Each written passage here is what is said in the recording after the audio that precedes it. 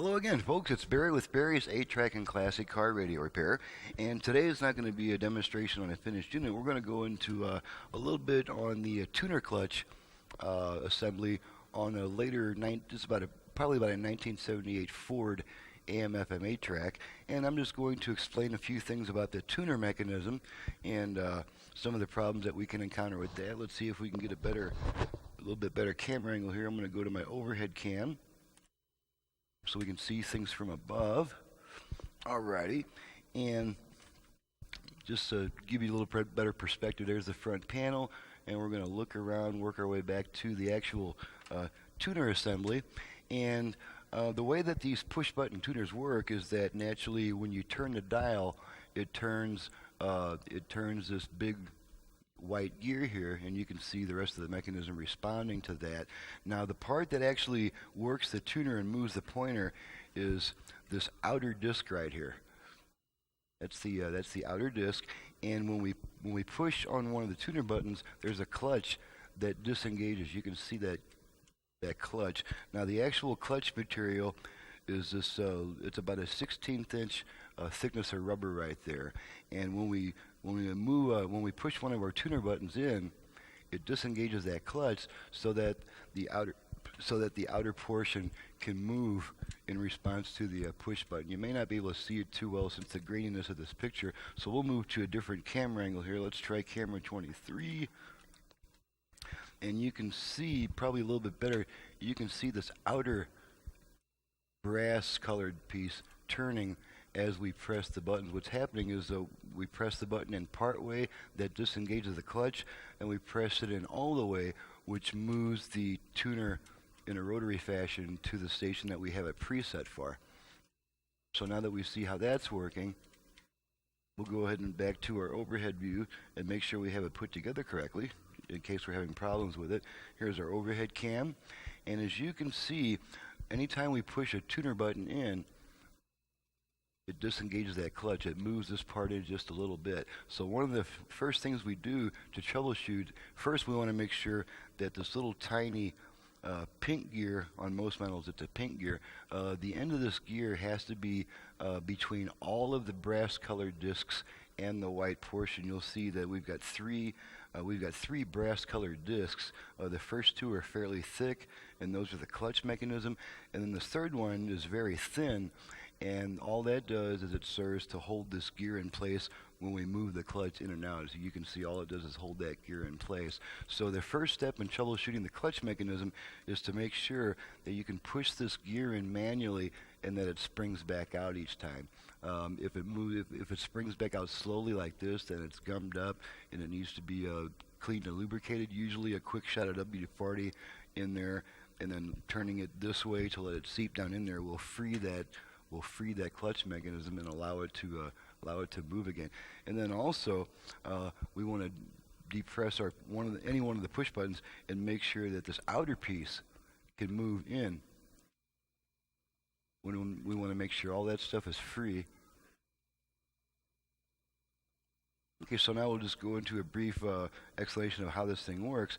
Is naturally, when we move the push button in, the clutch is disengaged, and then it moves the tuner mechanism to where the preset is as you press it all the way in. You can see that, and once again we'll move to our other camera angle. We can see that part a little bit better. Okay, and we want to keep your eye on this little piece right there. That's just the outer piece. And you can see that outer piece is moving. After the clutch disengages, it allows that outer piece to move quickly in response to our push button command, just like that. And then another point to make here is that it's the outer disc that is connected to the actual tuner mechanism. If we move this outer disc, I'm going to depress the push button in part way. As we move the outer disc, you can see the pointer and the tuner mechanism responding to that. So that's the most important thing to remember, is that it's the parts that are attached to the outer disc that actually move the tuner to its place. So given that, we'll go ahead and back to our overhead view here. We can see that a little bit better. And once again, we'll just make sure that First of all, that this white or this pink gear is inside all three of those copper discs, copper, brass, whatever it is, and then that will hold that gear in place when the clutch is disengaged and re-engaged, and then at the same time it allows this outer part to move freely. Now you don't want to press the push button in all the way for this test because it'll lock to where you have a preset. You just want to press it in part way enough to disengage the clutch and make sure that you can move that tuner both ways with the clutch disengaged. And then with the button released and the clutch re-engaged, as you can see the clutch is re-engaged, then you can probably still turn it, but it'll have some resistance to it. And that's because it is now connected to this rotary dial, which allows that thing to turn while those clutch pieces are engaged.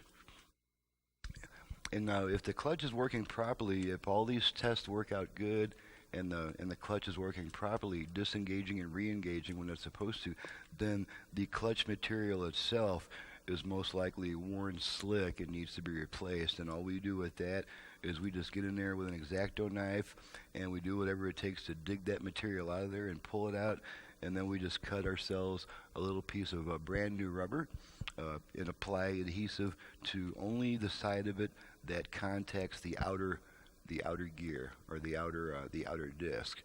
And it just takes just a couple of drops of adhesive, and we just work that piece down in there, and then that's how we replace that clutch material. So hopefully that'll give you, if you're having a problem with your tuner assembly not rotating and not responding correctly to the push buttons, that's pretty much most of the tuner assembly there, and that might save you the expense and hassle of sending it in for repair if that's the only trouble that you're having. And then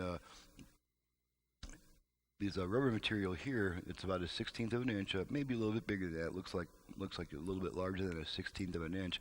You can buy this stuff on eBay and lots of other places that sell sheet rubber.